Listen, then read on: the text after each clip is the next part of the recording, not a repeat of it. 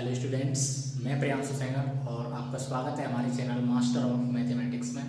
तो आज class 12th के स्टूडेंट्स के लिए सेकंड जो सबसे टफेस्ट चैप्टर माने जाता है, सबसे टफ जो चैप्टर है आपका सेकंड, उसकी शुरुआत हम करने जा रहे हैं। कुछ स्टूडेंट्स समझ भी गए होंगे कि हम कौन सा चैप्टर स्टार्ट करने जा रहे हैं। मैथ क्लास 12th के मैथ्स का सेकंड सबसे टफेस्ट चैप्टर माना जाता है, वो है आपका रिलेशंस एंड फंक्शंस। काफ़ी स्टूडेंट्स इस चैप्टर को करने से डरते हैं, तो आज उन्हीं स्टूडेंट्स के लिए बहुत ही अट्रैक्टिव और इनोवेटिव तरीके से, बहुत ही ईजी तरीके से हम इस चैप्टर को आज स्टार्ट करने जा रहे हैं। जितने भी इस चैप्टर की सॉल्यूशंस होंगे क्लास 10th NCERT मैथ्स की एक्सरसाइज के और जो भी बेसिक कंसेप्ट होगा वो हम इस सीरीज में करेंगे। तो वीडियो मेरा ज़्यादा लंबा नहीं होगा, मैं इसको छोटे छोटे पार्ट्स में डिवाइड करूँगा। 8-9 लेक्चर में हम इसको पूरे चैप्टर को ख़त्म कर देंगे। तो बहुत ही इनोवेटिव तरीके से, बहुत ही इजी तरीके से हम इस चैप्टर को पढ़ेंगे। तो जो भी स्टूडेंट्स इस चैप्टर को पढ़ना चाहते हैं तो उसको लिंक शेयर कर दें आप या उनको बता दें। तो आइए स्टार्ट करते हैं। चैप्टर का नाम आपको मैंने पहले ही बता दिया है।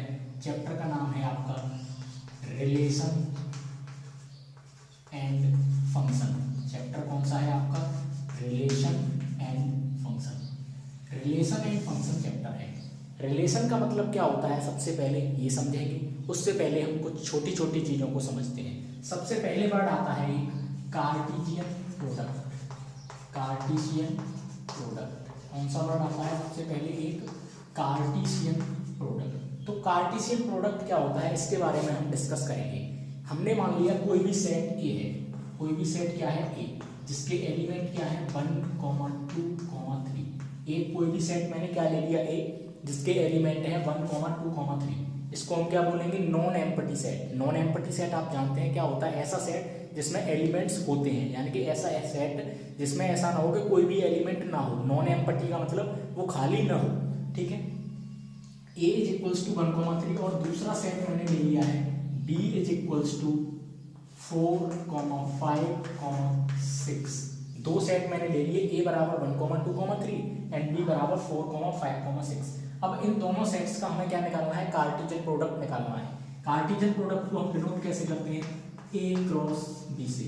हमें इसका क्या निकालना है? A क्रॉस B निकालना है। तो क्लास 11th में आपने सीखा है इस चीज को, और जिन स्टूडेंट्स ने नहीं सीखा है वो आज यहाँ पर सीखने वाले हैं। हमें क्या करना है? A के जितने भी एलिमेंट हैं उनका B के सभी एलिमेंट के साथ ऑर्डर्ड पेयर में मल्टीप्लाई करना है, यानी कि ऑर्डर्ड पेयर बनाना है। जैसे 1 का पहले 4 के साथ, 1 का 5 के साथ और 1 का 6 के साथ। इसी तरह 2 का 4 के साथ, 2 का 5 के साथ, 2 का 6 के साथ। सिमिलरली 3 का 4 के साथ, 3 का 5 के साथ, 3 का 6 के साथ। कैसे? ऑर्डर्ड पेयर में लिखते हैं इसको। पहले क्या आने वाला है आप समझ गए हैं? 1, 4। 1, 4 के बाद क्या आने वाला है? 1, 5। 1 का 4 के साथ, 1 का 5 के साथ और 1 का 6 के साथ, 1, 6। इसी तरह 2 का करेंगे सबके साथ तो क्या हो जाएगा? 2, 4, 2, 5 और 2, 6 स्मॉल ब्रैकेट में, ठीक है। अगला क्या हो जाएगा आपका? 3, 4, 3, 5 और 3, 6। ये आपका क्या बन गया? A क्रॉस B बना दिया मैंने। A क्रॉस B हो गया। अब इसको एक चीज आती है, आपने ऑर्डर्ड पेयर शब्द सुना है। क्या वर्ड सुना आपने? एक ऑर्डर्ड पेयर। अब ऑर्डर्ड पेयर होता क्या है ये आपने कभी सोचा है? नहीं सोचा। केवल आपने सोचा है कि A क्रॉस B हम ऐसे निकालते हैं। हमें सर ने बता दिया कि A क्रॉस B ऐसे निकालना है, तो बस हम निकाल देंगे। लेकिन ये ऑर्डर्ड पेयर क्या होता है? इसको ऑर्डर्ड पेयर ही क्यों कहते हैं? तो मैं आपको आज बताता हूं कि इसको ऑर्डर्ड पेयर क्यों कहते हैं। इसे ऑर्डर्ड पेयर इसलिए कहते हैं, देखिए, क्योंकि इसमें जो पहला एलिमेंट है वो सेट A का है और दूसरा एलिमेंट है वो सेट B का है। हर सेट में आप देख लीजिए, हर ऑर्डर्ड पेयर में आप देखें, जो पहला एलिमेंट है वो सेट A से बिलोंग करता है और दूसरा एलिमेंट सेट B से बिलोंग करता है। इसीलिए इसको हम क्या कहते हैं? ऑर्डर्ड पेयर कहते हैं, ठीक है। उसके बाद हम आगे बढ़ेंगे। अगर हमें A क्रॉस B निकालना है तो हमने ऐसे निकाल दिया, और अगर हमें B क्रॉस A निकालना होता, क्या निकालना होता हमें? B cross A। तो पहले हमें क्या करना होता? पहले हम B का एलिमेंट लेते। B क्रॉस A निकालना है इस बार, तो 4, 1 आता पहले, 4, 2 आता। क्या आता? 4, 1, 4, 2, 4, 3। अब B के एलिमेंट्स का A के एलिमेंट्स के साथ मल्टीप्लाई करना है। 5, 1 सिमिलरली 5, 2 सिमिलरली 5, 3। इसी तरह से 6,1, 6,2 और 6,3, ये आपका क्या निकल आया, B क्रॉस A निकल आया। अब आप देखेंगे इनमें सिमिलरिटी क्या है, A क्रॉस B में और B क्रॉस A में कुछ सिमिलर दिख रहा है आपको। देखिए यहाँ 1,4 आ रहा था, यहाँ पे क्या आ रहा है 4,1। तो आप क्या समझ रहे हैं कि 1,4 और 4,1 इक्वल है, 1,4 और 4,1 इक्वल हो सकते हैं। जी हाँ, बिल्कुल हो सकते हैं, क्योंकि ये क्या है, दोनों ऑर्डर्ड पेयर हैं, और ऑर्डर्ड पेयर में अगर एलिमेंट एक दूसरे के अपोजिट भी लिखे हुए हैं तो वो इक्वल होंगे। अगर मैं इसको ऐसे लिख देता 1,4 इज इक्वल्स टू 4,1, तो ये बात सरासर गलत थी। 1,4 कभी भी 4,1 के बराबर नहीं होगा, क्योंकि ये ऑर्डर्ड पेयर में नहीं है। अगर ऑर्डर्ड पेयर में है, 1,4 हो या 4,1 हो, एलिमेंट का ऑर्डर चेंज है लेकिन वो ऑर्डर्ड पेयर के अंदर है, तो वो दोनों क्या होंगे, इक्वल होंगे। तो आपको ऑर्डर्ड पेयर और कार्टेशियन प्रोडक्ट की बात समझ में आ चुकी होगी। अब आपसे कोई पूछता है ये जो कार्टेशियन प्रोडक्ट होता है वो क्या होता है, सबसेट ही तो होता है। कार्टेशियन प्रोडक्ट क्या होता है, सबसेट होता है। Cartesian product is a subset. जो आपने A क्रॉस B और B क्रॉस A निकाले हैं, ये क्या है, रिलेशन जो होता है। अब आप रिलेशन वर्ड को देखें, किसकी बात कर रहा हूं मैं, रिलेशन। रिलेशन क्या होता है, रिलेशन इसी में बात करेंगे हम, इसी एग्जांपल को लेके। Relation is the subset of Cartesian product A cross B। जो रिलेशन होता है वो कार्टेशियन प्रोडक्ट का सबसेट ही होता है। अब मैं आपको एक रिलेशन डिफाइन कर रहा हूँ। रिलेशन को कैसे डिनोट करते हैं, A R B। A से B में एक रिलेशन है। अगर मैं लिखता हूँ B R A, तो इसका मतलब क्या है, B और A में एक रिलेशन है।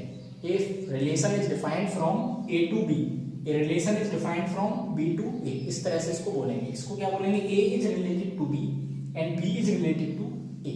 तो मैंने एक कोई भी रिलेशन डिफाइन किया, कैसे डिफाइन किया, A, B such that, relation में क्या होगा, A, B such that A and B are even. क्या डिफाइन किया है मैंने, A and B are even, comma A belongs to A and B belongs to B। मैंने एक ऐसा रिलेशन डिफाइन किया है जिसमें हम ऑर्डर्ड पेयर में A, B लिखेंगे। A और B दोनों क्या होंगे, इवन होने चाहिए, 2 से डिविजिबल होने चाहिए, और A सेट A में बिलोंग करता हो और B सेट B में बिलोंग करता हो। तो A क्रॉस B में देखते हैं, दोनों क्या होने चाहिए, इवन होने चाहिए। दोनों इवन है, नहीं है, ये भी नहीं है, ये भी नहीं है, ये है। तो पहला हमारा क्या निकल के आएगा, इसमें 2,4 निकल के आएगा। क्या निकल के आया, 2,4, 2,5, इसमें 2 तो इवन है लेकिन 5 आउट है, 2,6 दोनों इवन है। उसके बाद कोई भी नहीं, केवल 2 एलिमेंट आपके निकल के आ रहे हैं, 2 ऑर्डर पेयर निकल के आ रहे हैं, एक 2,4 एक 2,6।